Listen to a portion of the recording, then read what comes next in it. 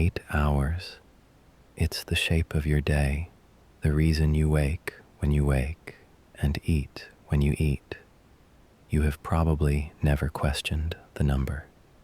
Here's the thing, nobody ever measured it.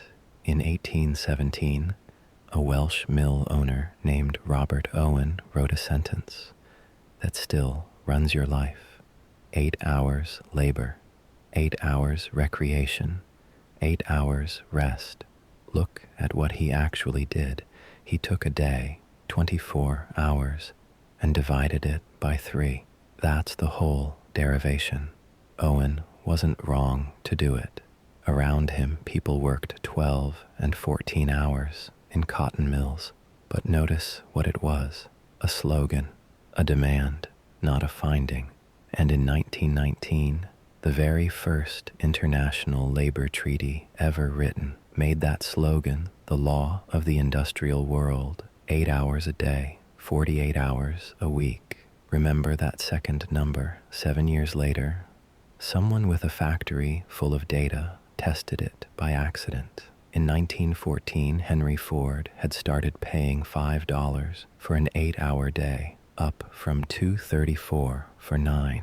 Then, on the 1st of May, 1926, he cut the week to 5 days, 40 hours, not out of generosity. His departments had been running 5-day and 6-day schedules side by side for years, and the comparison was sitting in his own production sheets. 40 hours produced at least as much as 48. Read that again. For years, one entire day a week had been producing nothing at all. Someone did eventually measure it properly. During the First World War, Britain kept obsessive records of the women making its munitions, this hours in, shells out. A century later, the economist John Pencavel went back through those records. Below about 49 hours a week, output tracked hours honestly, above about 50. The line began to bend, and past 56 hours, extra time bought almost nothing. A 70-hour week produced roughly what a 56-hour week produced. 14 hours of someone's life every week for nothing. Now put 3 numbers side by side. Owen's slogan, 8 hours, 6 days, comes to 48.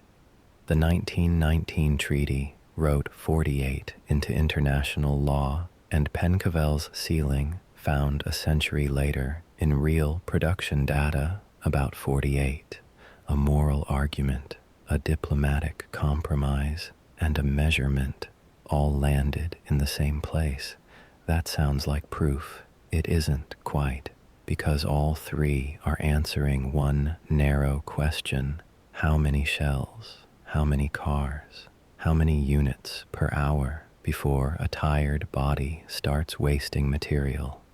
The 8-hour day isn't a fact about human beings. It's a fact about human beings standing at a machine, which brings us to the promise. In 1930, John Maynard Keynes, the most influential economist of the century, sat down to imagine his grandchildren's world. 100 years on, he wrote, machines would have made us so productive that the real problem would be boredom. 15 hours a week, 3 hours a day. That was his estimate for the year 2030, which is 4 years away. And here's the uncomfortable part. Keynes wasn't wrong about the productivity. It arrived. In the United States, between 1979 and 2025, net productivity grew about 90%. Pay for the typical worker grew about 33. The gains were real. They simply didn't come back to you as time. So, what about work that isn't units? You've almost certainly seen the statistic. The average office worker is only productive for about 3 hours a day. It's in TED Talks and management books. and probably in something you've shared. Here's where it comes from. A discount voucher company surveyed 1,989 British office workers and asked them to estimate how much of their own day felt productive. People guessing about themselves, commissioned by a marketing department. It is not a measurement. But notice the coincidence. 3 hours is exactly what Keynes predicted we'd be working by now. One number is a prophecy. The other is a survey about guilt.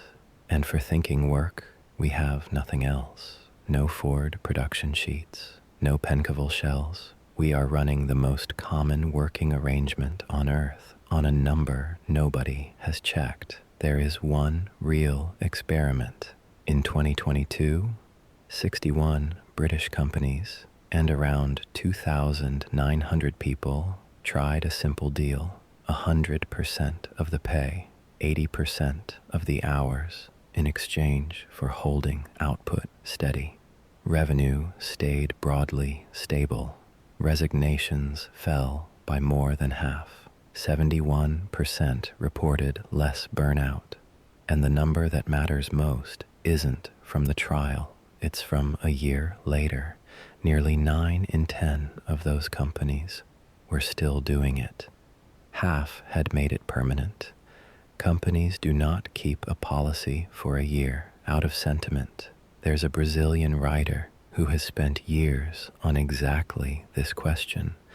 Mariana Santana studies how work, the city, and the self shape one another.